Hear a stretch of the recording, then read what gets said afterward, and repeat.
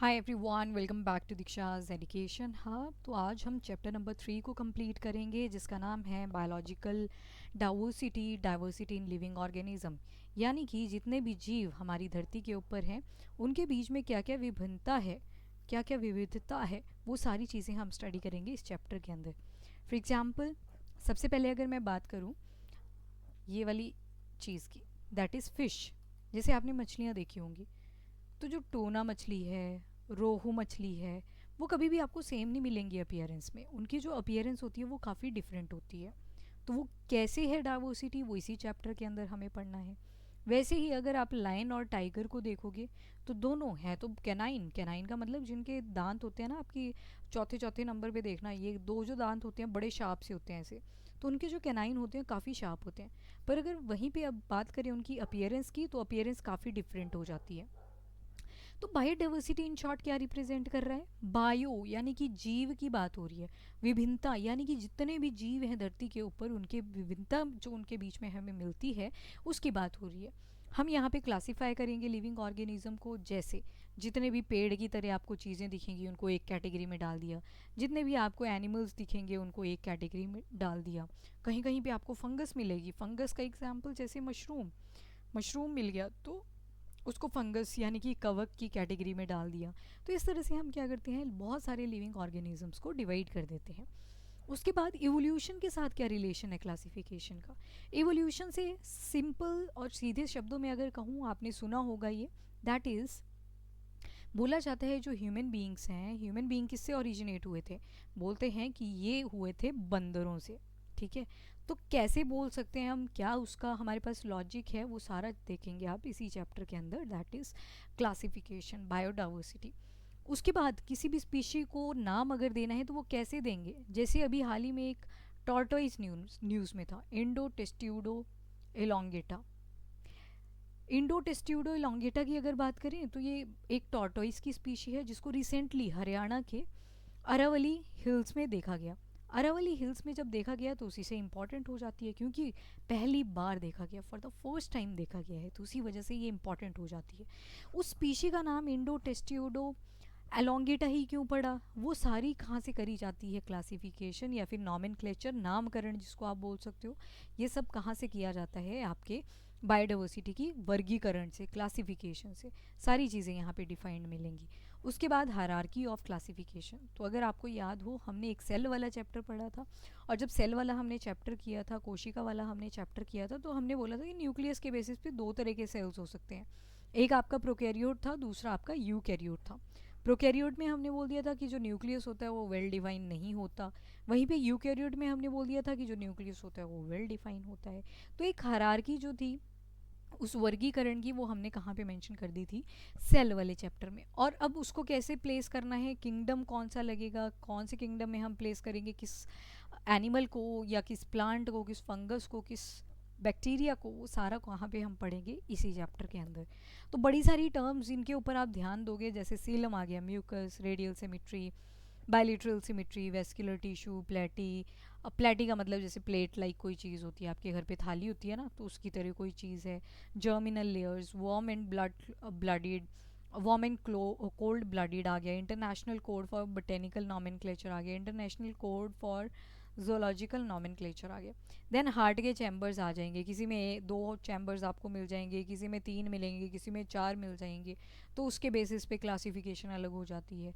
ये आपका जो चैम्बर ऑफ हार्ट है वो सर्कुलेशन को भी दर्शाएगा, ओपन और क्लोज्ड हो जाएगी। जैसे अपनी ह्यूमन बींग्स की बात करें तो हमारी क्लोज्ड होती है, क्यों होती है? क्योंकि हमें प्रॉपर हार्ट मिला है, हार्ट से भी ब्लड पहले लंग्स के अंदर जाता है, फिर जाके वहाँ पे ऑक्सीजन रिसीव करता है और वापस जाता है हार्ट के पास, ताकि वो पूरी पूरी बॉडी के अंदर डिस्ट्रीब्यूट हो सके।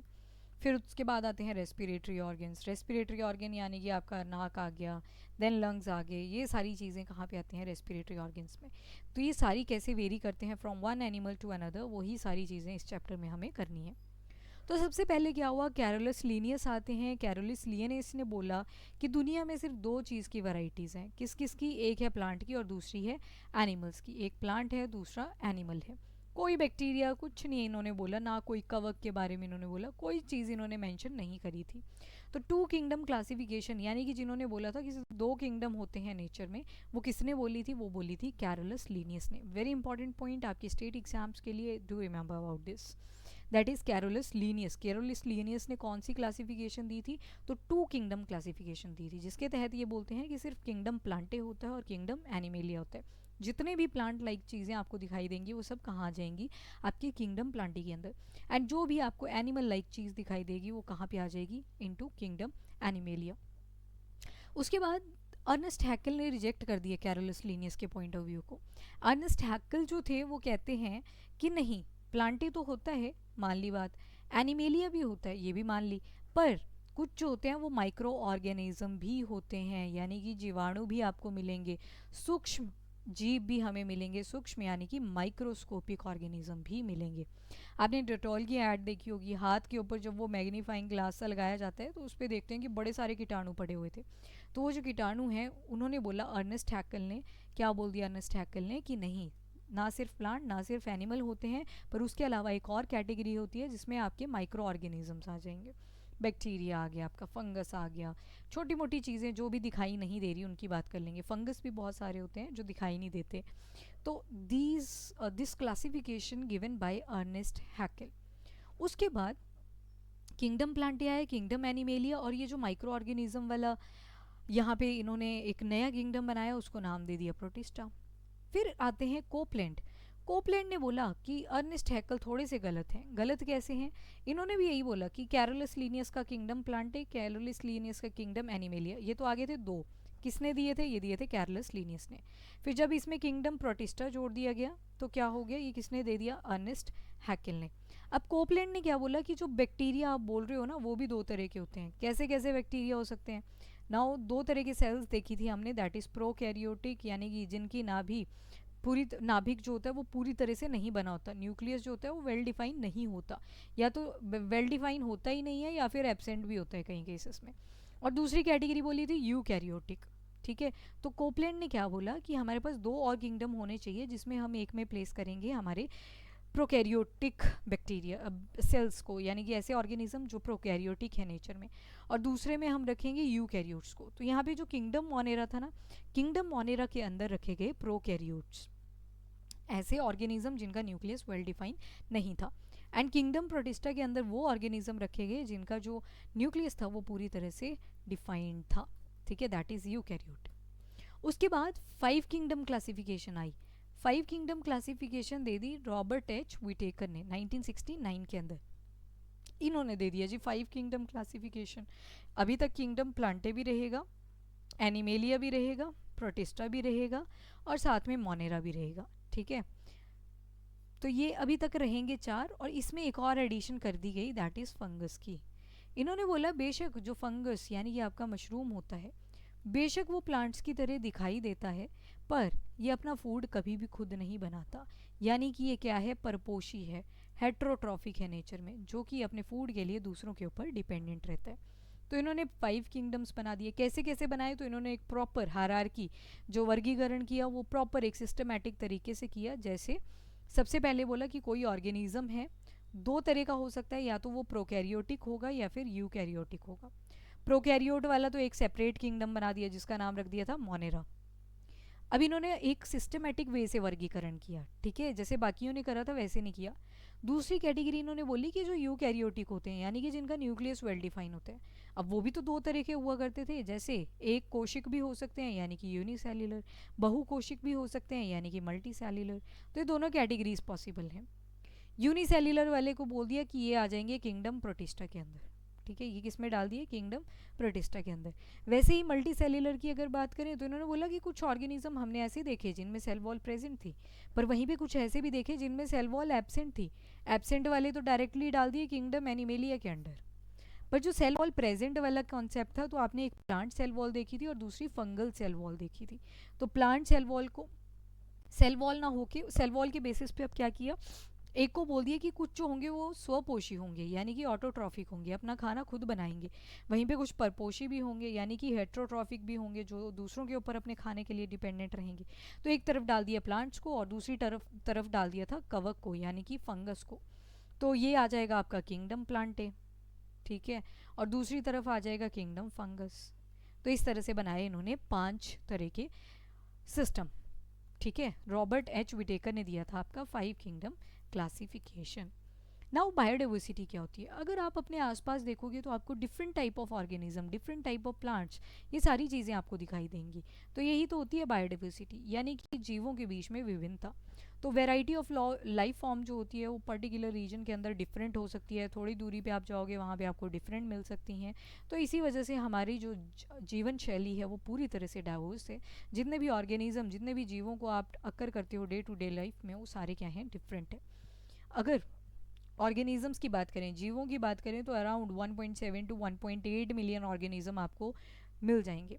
एंड ये जो ऑर्गेनिजम्स होते हैं ये डिफरेंट होते हैं, इनका आकार डिफरेंट होता है, इनका साइज़ डिफरेंट होता है, शेप डिफरेंट होती है, कलर पैटर्न, अंदर की जो एनाटमी है, इंटरनल जो स्ट्रक्चर है। कईयों में अगर आप एक साइड में गाय को खड़ा कर दें एंड दूसरी तरफ खुद खड़े हो जाएं, तो हमारा जो इंटरनल स्ट्रक्चर है वो बिल्कुल डिफरेंट हो जाएगा।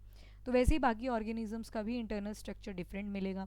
डिफरेंट डिफरेंट जगहों पे रहते हैं। कुछ जो आप देखोगे कि पानी में रहेंगे, यानी कि एक्वेटिक होंगे। कुछ जो होंगे वो बिल्कुल धरती के ऊपर, यानी कि जो लैंड वाला पार्ट है उसके ऊपर रहेंगे, टेरिस्ट्रियल रहेंगे। वहीं पे कुछ एम्फीबियंस भी होंगे। एम्फीबियंस की जो कैटेगरी रहती है, एम्फीबियंस जो होते हैं ये दोनों जगह रह लेते हैं, एक्वेटिक भी और टेरिस्ट्रियल भी, यानी कि जो धरती का लैंड वाला हिस्सा है उसमें भी और जो धरती का पानी वाला हिस्सा है उसमें भी। तो दोनों जगहों पर रह लेंगे एम्फीबियन वाली कैटेगरी। पर हाँ, ऑल आर इंटर रिलेटेड, पर कोई ना कोई डिपेंडेंसी आप देखोगे हर एक ऑर्गेनिज्म की दूसरे ऑर्गेनिज्म पे आपको मिल ही जाएगी। सबसे पहले कैसे है इंटरडिपेंडेंसी? तो ये देखो, ये है फूड चेन का स्ट्रक्चर। फूड चेन क्या होता है? जैसे ये पेड़ है, इसमें घास फूस लगी है, इसको डियर ने खा लिया, तो डियर आ गया सेकेंडरी प्राइमरी कंज्यूमर। ठीक है, ये अभी याद नहीं करना आपने, ये आगे एनवायरनमेंट वाली क्लासेस में हम देखेंगे कि प्राइमरी सेकेंडरी कंज्यूमर्स क्या होते हैं। बट एनीवेज, डियर ने क्या किया, घास को खा लिया, और लाइन ने क्या किया, डियर को खा लिया। तो एक चेन सी बन गई, फूड चेन बन गई है। ठीक है, जो भोजन की एक बोल सकते हैं एक सीक्वेंस में जो है वो एक दूसरे को खा रहे हैं, that is the food chain, जब एक लाइन बनेगी। वहीं पे अब ऑप्शंस भी अवेलेबल होती हैं। जैसे ये घास है, इसको रैबिट भी खा सकता है, इसको डियर भी खा सकता है, पर देयर इज़ पॉसिबिलिटी कि ये जो आपकी फॉक्स है, ये फॉक्स इस रैबिट को खा ले। ठीक है, पर वहीं पे ये फॉक्स हो सकता है इस डियर को ना खा पाए। और दूसरी तरफ हम देख रहे हैं, ऊपर टॉप पे आ गया लाइन। लाइन जो है वो फॉक्स को भी खा सकता है, डियर को भी खा सकता है। वहीं पे बोला गया कि यहाँ पे ईगल भी है।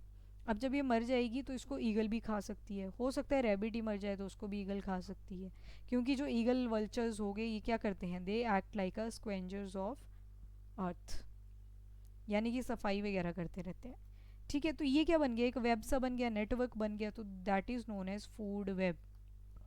नेक्स्ट, नाउ क्लासिफिकेशन कैसे करेंगे लिविंग ऑर्गेनिज्म को? तो इनकी अरेंजमेंट कर देंगे कैटेगरीज में, और जो क्लासिफिकेशन होगी वो सिमिलैरिटी और डिसिमिलैरिटीज़ की बेसिस पे होंगी, यानी कि जो वर्गीकरण रहेगा, कुछ चीज़ें सेम होंगी, कुछ चीज़ें डिफरेंट होंगी, उसके बेसिस पे आ जाएंगी।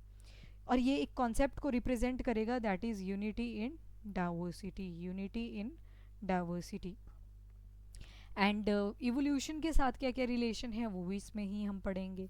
चार्ल्स डार्विन जो थे वो फर्स्ट थे जिन्होंने इवोल्यूशन का आइडिया डिस्क्राइब किया था 1859 के अंदर, अपनी बुक जिसका नाम है द ओरिजिन ऑफ स्पीशीज़। तो चार्ल्स डार्विन ने ये चीज़ बोली थी। इन्होंने एक और बहुत फेमस लाइन बोली थी, that is survival of fittest, यानी कि जो फिट रहेगा वही सर्वाइव कर पाएगा। मान लो कल को रिसोर्सेज अर्थ के ऊपर, ये जो रिसोर्सेज हैं यही कम पड़ जाएं, अगर रिसोर्सेज ही कम पड़ गए तो उस केस में क्या बनेगा, रिसोर्सेज कम हैं तो लोगों के बीच में फ़ाइट होना शुरू हो जाएगी। तो जो सबसे ज़्यादा स्ट्रॉन्ग होगा वही क्या करेगा, सर्वाइवल करेगा। तो ये जो आइडिया था इवोल्यूशन का, ये किसने दिया था, चार्ल्स डार्विन ने दिया था। और कौन सी बुक के अंदर दिया था, तो बुक का नाम है द ओरिजिन ऑफ स्पीशीज़।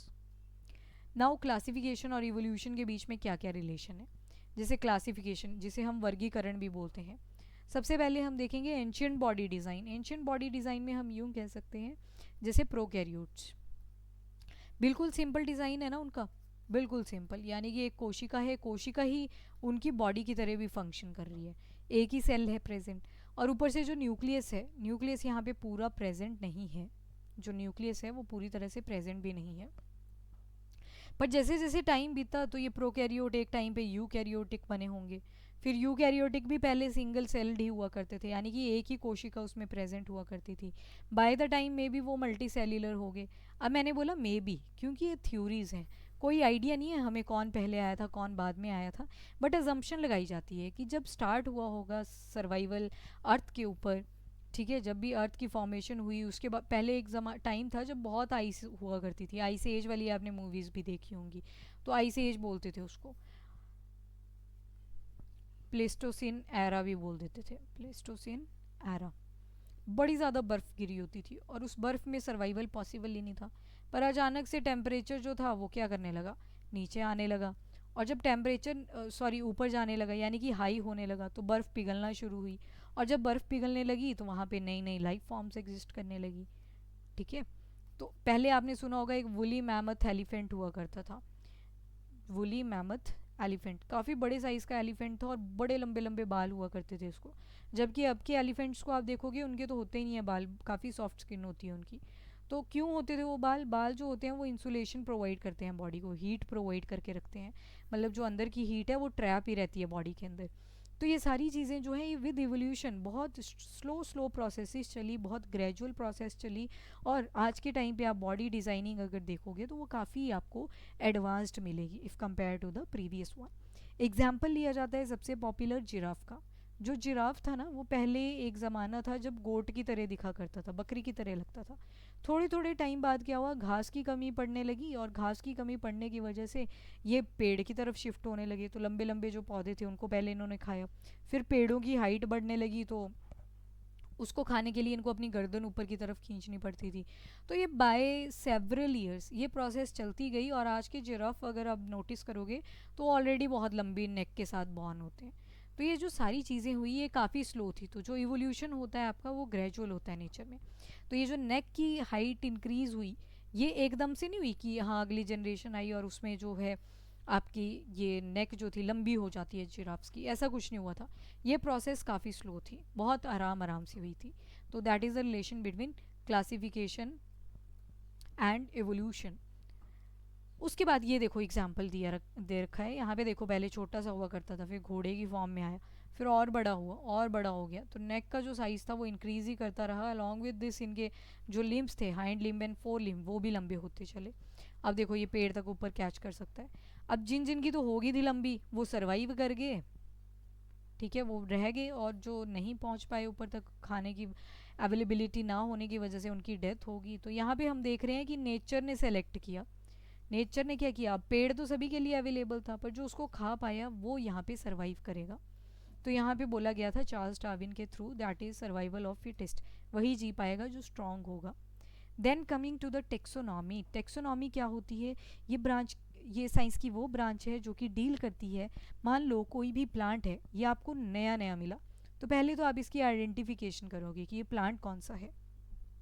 जैसे आप कभी भी किसी पेड़ को देखते हो तो पहले आप आइडेंटिफाई कर लेते हो दिमाग में, फिर आप बोलते हो कि हाँ जी ये मैंगो ट्री है, ठीक है, फिर उसका नाम लेते हो आप, और फिर आप सोचते हो कि हाँ ये किस कैटेगरी में आ गया, प्लांट की कैटेगरी में आ गया।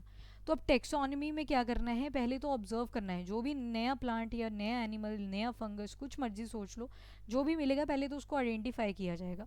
आइडेंटिफाई कैसे करेंगे, उसके फीचर्स देखेंगे, ठीक है, उसके फीचर्स देखेंगे, फिर डिसाइड कर लिया जाएगा कि ठीक है ये फीचर्स हैं, उनको नोट कर लिया गया। फॉर एग्जांपल अगर फंगस की बात करें तो क्या थे उसके फीचर्स, एक तो था हेट्रोट्रॉफिक यानी कि परपोषी था, दूसरों के ऊपर खाने के लिए डिपेंडेंट था। तो यहाँ पे क्या किया जाएगा, मान लो नया एक फंगस मिला, नया कवक मिला, उसमें देखा जाएगा कि अच्छा ठीक है ये भी परपोषी है यानी कि हेट्रोट्रॉफिक है और दूसरों के ऊपर अपने खाने के लिए डिपेंडेंट रहता है। तो सबसे पहले तो आइडेंटिफिकेशन करी जाएगी, एक आइडेंटिफिकेशन ये हुई।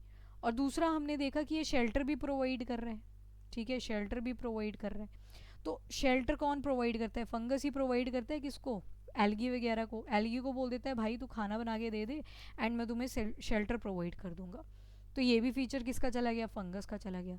तो हमने आइडेंटिफाई कर लिया, एक आइडिया हमें लग गया कि कहीं ना कहीं फंगस के आसपास है। उसके बाद रखा जाएगा इसका नाम, नॉमेनक्लेचर, नामकरण किया जाएगा। नाम हम कैसे देते हैं वो आगे देखेंगे, पर इन्होंने क्या करना है, अब नाम रख देना है। नाम रख दिया, उसके बाद क्लासीफाई कर दिया जाएगा कि हाँ जी इस अब बुकिश लैंग्वेज आ जाएगी कि हाँ जी ये फीचर थे इसके, ये हमने इसका नाम रख दिया है, इसको डाल दो आप respective kingdom Plantae, kingdom animalia, kingdom fungus, kingdom आपका प्रोटिस्टा, किंगडम मोनेरा। तो जो भी नीड होगी उसके हिसाब से इसको रख दिया जाएगा। और टेक्सोनॉमी की अगर फादर देखें तो फादर कौन है, लीनियस है। और बायनोमियल सिस्टम ऑफ नॉमेनक्लेचर भी किसने किया था डेवलप, तो वो भी कैरोलस लीनियस ने किया था। ये वही कैरोलस लीनियस हैं जो टू किंगडम क्लासिफिकेशन भी दे चुके हैं। ठीक है, तो इन्होंने टेक्सोनॉमी का भी कॉन्सेप्ट दिया, फादर ऑफ टेक्सोनॉमी भी इन्हों को बोला गया। और बायनोमियल सिस्टम जो है, बायनोमियल जैसे अपना नाम लिखें, जैसे अगर मैं अपना नाम लिखूं तो दो चीज़ें आ रही हैं ना, एक मेरा जीनस रिप्रेजेंट कर रहा है जो बाद में है, और दूसरा ये मेरा फैमिली में यूनिक सा नाम है। एक घर में दो सेम नाम के आपको लोग नहीं मिलते, तो ये कहीं ना कहीं स्पीशी है।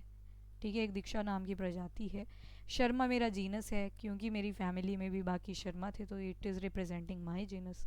तो उसी तरह से जब साइंटिफिक नेम रखे जाते हैं तो साइंटिफिक नेम में भी यही पैटर्न फॉलो किया जाता है। बस एक फ़र्क आ जाता है कि इसमें जो वंश होता है आपका, जीनस होता है, उसको पहले लिख दिया जाता है, एंड जो आपकी प्रजाति होती है, स्पीशी होती है, उसको बाद में लिखते हैं।